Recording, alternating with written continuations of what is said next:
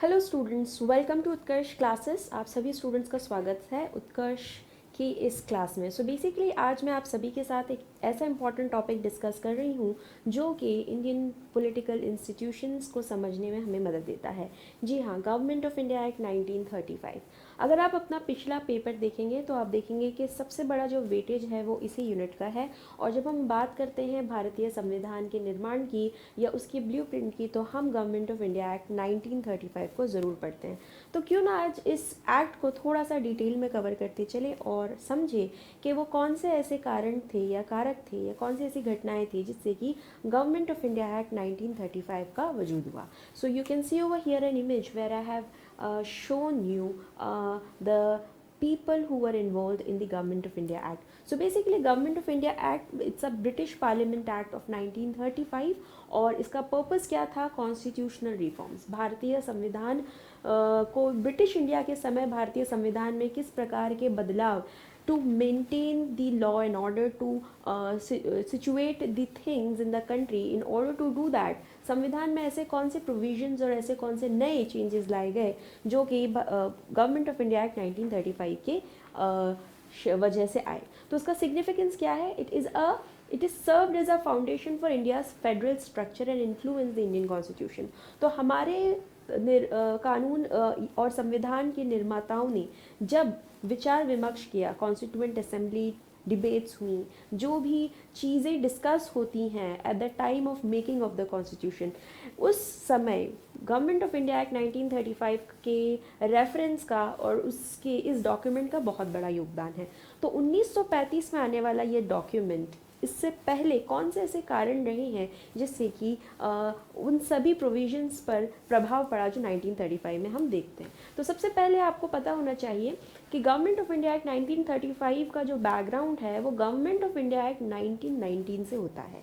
Government of India act 1919, जिसे हम मॉन्टेगो क्लेम्सफोर्ड reform के नाम से भी जानते हैं, और ये रिफॉर्म दो व्यक्तियों के नाम से जाना जाता है, जिसमें एक नाम है लॉर्ड मॉन्टेगो का, जो कि British secretary of the state थे उस समय, और वाइसरॉय ऑफ इंडिया लॉर्ड क्लेम्सफोर्ड, जो इंडिया में तैनात थे। इन दोनों की रिप्रेजेंटेशन में, रहनुमाई में 1919 का गवर्नमेंट ऑफ इंडिया एक्ट बना। तो इसमें सबसे पहले हम समझेंगे इसका बैकग्राउंड। सो 1919 में आने वाली provisions government of India act को रिव्यू करने के लिए एक कमीशन की स्थापना होती है 1927 में। 1927 में एक कमीशन की स्थापना होती है जिसे हम साइमन कमीशन के नाम से याद करते हैं। ऐसे में इस कमीशन को जब बनाया गया, एस्टैब्लिश किया गया, तो इंडिया के नेशनलिस्ट लीडर्स जो थे इस कमीशन के खिलाफ थे। रीज़न ये था कि इस कमीशन में किसी भी भारतीय को रिप्रेजेंटेशन नहीं दी गई थी। भारतीय संविधान में होने वाले बदलाव, लॉ एंड ऑर्डर में होने वाले चेंजेस के लिए किसी भी भारतीय का प्रतिनिधित्व शामिल नहीं था। इसीलिए अगर आप देखेंगे कि साइमन कमीशन का विरोध करने के लिए भारत के दिग्गज नेता, उस समय के नेशनलिस्ट लीडर्स और समाज सेवक, समाज सुधारक और आम जनता जो है वो रास्ते पर आती है और साइमन कमीशन का बायकॉट करती है और प्रसिद्ध स्लोगन का इस्तेमाल करती है, साइमन गो बैक। ऐसे में अंग्रेज़ों ने एक ऑप्शन भारतीय नेताओं को दिया, इंडियन नेशनलिस्ट लीडर्स को दिया, और उन्होंने कहा कि यदि आपके पास क्षमता है, आप में एबिलिटी है, तो हम आपको भी मौका देंगे अपनी एक रिपोर्ट हमसे साझा करने की। तो 1919 में आने वाले प्रोविजंस और उसका असर भारतीय political system, Indian political system पर, सोशल सिस्टम पर क्या पड़ा, इस प्रभाव को स्टडी करने के लिए साइमन कमीशन के अलावा एक और कमेटी बनाई गई जो कि इंडियन नेशनलिस्ट लीडर्स के द्वारा बनाई गई थी, और इसको चेयर करते हैं मोतीलाल नेहरू। जी हाँ, पंडित जवाहरलाल नेहरू के पिता मोतीलाल नेहरू इस कमेटी को चेयर करते हैं, हेड करते हैं, और इसलिए इस कमेटी को और इस कमेटी से निकलने वाली रिपोर्ट को हम नेहरू रिपोर्ट के नाम से जानते हैं। तो आप यहाँ देख सकते हैं, मैंने यहाँ पर मोतीलाल नेहरू की एक तस्वीर का उपयोग किया है, और इसे नेहरू रिपोर्ट को इस कमेटी में जो भी कंक्लूजन्स निकलते हैं उसे हम नेहरू रिपोर्ट के नाम से जानते हैं। इसके अलावा एक चीज़ और आप यहाँ देख सकते हैं, यहाँ पे मैंने एक नाम मेंशन किया है जिसे जिन्नास 14 पॉइंट्स कहते हैं। नाउ मोहम्मद अली जिन्ना जो कि मुस्लिम लीग को रिप्रेजेंट कर रहे थे, मुस्लिम्स को रिप्रेजेंट कर रहे थे। ऐसे में जिन्ना ने अपने एक सेपरेट डॉक्यूमेंट तैयार किया जिसे हम जिन्ना के 14 पॉइंट्स कहते हैं। अब करने की वजह ये थी कि जिन्ना का मानना था कि नेहरू रिपोर्ट में मुस्लिम्स को इक्वल और कहीं ना कहीं एक डेडिकेटेड रिप्रेजेंटेशन नहीं दी गई है, जिसके कारण उन्होंने भी अपनी एक रिपोर्ट को तैयार किया। तो यहाँ पे ओवरऑल 3 रिपोर्ट्स हम देख रहे हैं। साइमन कमीशन की साइमन रिपोर्ट है, इसके अलावा जिन्ना के 14 पॉइंट्स हैं और साथ ही साथ नेहरू रिपोर्ट है। नाउ ये तीनों रिपोर्ट्स 1927 में स्टार्ट होती हैं और ये पब्लिश की जाती है, प्रेजेंट की जाती है government of India, British government of India के सामने 1930 में। 1930 में इन रिपोर्ट्स को प्रेजेंट किया गया और इन्हीं रिपोर्ट्स को स्टडी करने के लिए, इस पर डिबेट डिस्कशन करने के लिए हम देखेंगे 3 राउंड टेबल कॉन्फ्रेंस। सो 1930 में ये तीनों रिपोर्ट्स जब सबमिट होती हैं तो 3 राउंड टेबल कॉन्फ्रेंस, जिसे हम गोल मेज कॉन्फ्रेंस के नाम से भी जानते हैं, इन 3 राउंड टेबल कॉन्फ्रेंसेस को कंडक्ट किया जाता है ब्रिटेन के अंदर और ये होती हैं 1930 से 32 के बीच में। तो ये 3 राउंड टेबल कॉन्फ्रेंसेस 3 इयर्स में कंडक्ट की गई, जिसके नतीजे में हम देखते हैं कि ब्रिटिश गवर्नमेंट एक वाइट पेपर रिलीज़ करती है 1933 में। 1933 में जब वाइट पेपर रिलीज़ होता है तो ये एक निष्कर्ष, एक कंक्लूजन, एक हम कह सकते हैं कंसेंसस के साथ आने वाली रिपोर्ट है, जिसमें आपको साइमन कमीशन की रिकमेंडेशंस भी मिलेंगी, नेहरू रिपोर्ट की रिकमेंडेशंस भी मिलेंगी और जिन्ना के 14 पॉइंट्स की भी रिकमेंडेशंस मिलेगी। तो हम एक कंसेंसस पर ब्रिटिश गवर्नमेंट को पहुंचता हुआ देखते हैं और ये white report with some other report of joint select committee, some other issues, कुछ अलग मुद्दों पर जो भी बहस होती है, जो भी डिस्कशंस होती हैं और जिसके नतीजे में इन दोनों को कंबाइन करके फाइनली रिलीज होती है गवर्नमेंट ऑफ इंडिया 1935 की प्रोविजंस। जी हाँ, इस तरह से गवर्नमेंट ऑफ इंडिया एक्ट 1935 वजूद में आता है और अब हम डिस्कस करेंगे कि कौन सी ऐसी चीज़ें थी जो 1919 के बाद गवर्नमेंट ऑफ इंडिया एक्ट 1935 में चेंज होती है और हमारी गवर्नमेंट के स्ट्रक्चर में बदलाव आता है। तो सबसे पहले हम देखते हैं control of government of India act 1935। तो जैसा कि आप सभी जानते हैं कि ब्रिटिश गवर्नमेंट, ब्रिटिश कैबिनेट के सेक्रेटरी ऑफ स्टेट, जिसे हम फॉरेन अफेयर्स मिनिस्टर कहते हैं, सेक्रेटरी ऑफ स्टेट जो हैं वो भारत को कंट्रोल कर रहे हैं, भारतीय पॉलिटिक्स को हैंडल कर रहे हैं, एडमिनिस्ट्रेशन को संभाल रहे हैं ब्रिटेन में बैठकर। अब वो अपने प्रतिनिधि को जब भारत भेजते हैं, जिसको हम वाइस रॉय ऑफ इंडिया कहते हैं। So secretary of state, viceroy of India और उनके साथ 15 लोगों की एक मेंबर काउंसिल, ये 3 जो अलग अलग ग्रुप्स हैं, ये 3 अलग अलग बॉडीज़ हैं, ये तीनों मिलकर ब्रिटिश गवर्नमेंट ऑफ इंडिया को चलाती है। तो ऐसे में 1919 तक ये स्ट्रक्चर यही है। 1935 में क्या होता है? 1935 में अब ये काउंसिल, ये जो मेंबर काउंसिल थे 15, ये मेंबर काउंसिल जो कि एक बहुत बड़ी भूमिका निभा रहे थे ऑर्डिनेंसेस को पास करने में, लेजिस्लेशन को करने में, एग्जीक्यूशन करने में, अब ये एडवाइजरी के रोल पर काम करेंगे। तो कहीं ना कहीं हम ये देख रहे हैं कि जो ब्रिटिश गवर्नमेंट में वर्चस्व था ब्रिटिश कमिश्नर्स का, ब्रिटिश एडमिनिस्ट्रेटर्स का, ब्रिटिश काउंसिलर्स का, अब वो कम होकर हम इंडियन रिप्रेजेंटेशंस का या इंडियन रिप्रेजेंटेटिव्स का इन्वॉल्वमेंट बढ़ता हुआ देख रहे हैं। सो यहाँ पर ये काउंसिल्स अब एडवाइजर्स कहलाएंगे, प्लस 15 से अब इसकी मात्रा सिर्फ और सिर्फ 6 हो गई है। So number of councils have also been decreased. अगर हम एडमिनिस्ट्रेशन की बात करें, यानी कि प्रशासन को चलाने की बात करें, तो वाइस रॉय इन अलग अलग डिपार्टमेंट्स के थ्रू एडमिनिस्ट्रेशन को चलाते हैं, जिसमें home, military,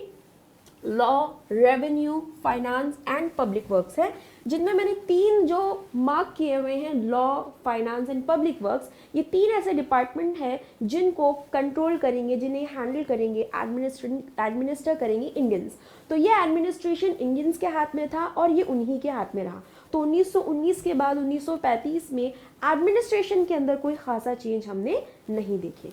let's talk about central legislature. तो जैसे कि आप सभी जानते हैं, एज ऑफ नाउ हमारे देश में 2 डिफरेंट टाइप्स ऑफ गवर्नमेंट काम करती है, government at the centre, government at the state, केंद्र की सरकार, राज्य की सरकार। तो अगर हम बात करें उस समय की केंद्रीय सरकार का क्या ढांचा था, तो हम देखते हैं कि सेंट्रल लेजिस्लेचर, जो कि 1919 में सेंट्रल लेजिस्लेचर के नाम से जाना जाता था, अब उसका नाम बदल कर रख दिया गया फेडरल असेंबली। ठीक है, इसके अलावा फेडरल असेंबली या सेंट्रल लेजिस्लेचर में दो हाउसेज हुआ करते थे। लोअर हाउस जो कि लेजिस्लेटिव असेंबली होता था, एंड काउंसिल ऑफ स्टेट जो कि अपर हाउस हुआ करता था। तो पहले इनकी जो नंबर्स थे वो कुल मिला के 45 था, 45 जो कि बदल के 375 हो जाते हैं, और काउंसिल ऑफ स्टेट 60 से 260 हो जाते हैं। ठीक है, इसके अलावा 1935 के प्रोविजन में प्रिंसली स्टेट्स को अधिकार दिया गया था कि अगर वो फेडरल लेजिस्लेचर को या फेडरल असेंबली को ज्वाइन करना चाहते हैं, इस बॉडी को ज्वाइन करना चाहते हैं, तो उन्हें एक एक्सेशन इंस्ट्रूमेंट ऑफ एक्सेशन क्या करना होगा, साइन करना होगा, जिसके तहत they can be a part of this federal assembly. इसके अलावा अगर हम रिप्रेजेंटेशन की बात करें तो 1935 में जो रिप्रेजेंटेशन था, जो कोटा ऑफ रिप्रेजेंटेशन था, कम्युनल रिप्रेजेंटेशन था, वो बढ़ गया। पहले ये रिप्रेजेंटेशन धार्मिक आधार पर ज़्यादा था, जहाँ सिखों को, मुस्लिम्स को और उन धर्मों को जो माइनॉरिटीज़ से बिलोंग करते थे उनकी रिप्रेजेंटेशन हुआ करती थी। 1935 में हमें कुछ नए रिप्रेजेंटेशंस भी देखने मिले, जहाँ लैंडलॉर्ड्स, महिलाएं, लेबरर्स और different types of marginalised community की रिप्रेजेंटेशन भी हमने देखी 1935 में। अगर हम बात करें प्रोविंशियल लेजिस्लेचर की, तो प्रोविंस का मतलब आप सभी जानते हैं स्टेट लेवल, राज्य के स्तर पर। राज्य स्तर पर इनिशियली प्रोविंसेस जो थी कुल मिला के 9 हुआ करती थी, लेकिन 1935 में जो प्रोविंसेस थे वो बढ़ गए, यानी कि अब यहाँ पर यूनाइटेड प्रोविंस के अलावा जैसे कि आप देख सकते हैं जो 1919 में जितनी प्रोविंसेस थी वो पहले थी United Province, Burma, Madras, Bengal, Central Province, Punjab, Bihar and Orissa together, Bombay and North Western Frontier Province. अब 19 अगर हम बात करें 1919 के बाद 1935 में, तो सबसे पहले बर्मा रिमूव हो गया। तो एक इम्पॉर्टेंट नोट आपने याद रखना है, 1935 का गवर्नमेंट ऑफ इंडिया एक्ट, जहां पर बर्मा और इंडिया को एक कॉमन एंटिटी कंसीडर किया जाता था। Territorially they are different but politically, administratively वो साथ में काम करते थे। ब्रिटिश गवर्नमेंट ने अपनी एडमिनिस्ट्रेटिव कन्वीनियंसेस के लिए और एक तरह से जो टर्मोइल पैदा हो रहा था, जो अनरेस्ट पैदा हो रहा था, अपनी फ्रीडम को के लिए जो फाइट चल रही थी, इस रीजन की वजह से बर्मा और इंडिया दोनों को अलग अलग कॉलोनीज में डिवाइड कर दिया गया। सो 1935 के गवर्नमेंट ऑफ इंडिया एक्ट में बर्मा को रिमूव कर दिया गया और इसे एक सेपरेट कॉलोनी डिक्लेयर कर दिया गया। ठीक है, इसके अलावा बिहार और उड़ीसा जो कि कंबाइंड प्रोविंस थी, इसमें हमने उड़ीसा को एक नई प्रोविंस की तौर पे देखा। बॉम्बे में सिंध को अलग कर दिया गया। ये जिन्ना के 14 पॉइंट जो प्रोग्राम था, ये जो 14 पॉइंट रिपोर्ट थी, उसके सजेशन के आधार पर लिया गया। इसके अलावा नॉर्थ वेस्टर्न फ्रंटियर प्रोविंस, ये भी जिन्ना के रिकमेंडेशंस में उनकी रिपोर्ट में था। नॉर्थ वेस्टर्न फ्रंटियर प्रोविंस आप सभी जानते हैं, जिसे आज हम major part of Pakistan consider करते हैं, ये उस एरिया से बिलोंग करता है। तो आप देखेंगे कि कुल मिला के 9 प्रोविंसेस से 11 प्रोविंसेस में बदलाव कैसे हो रहा है।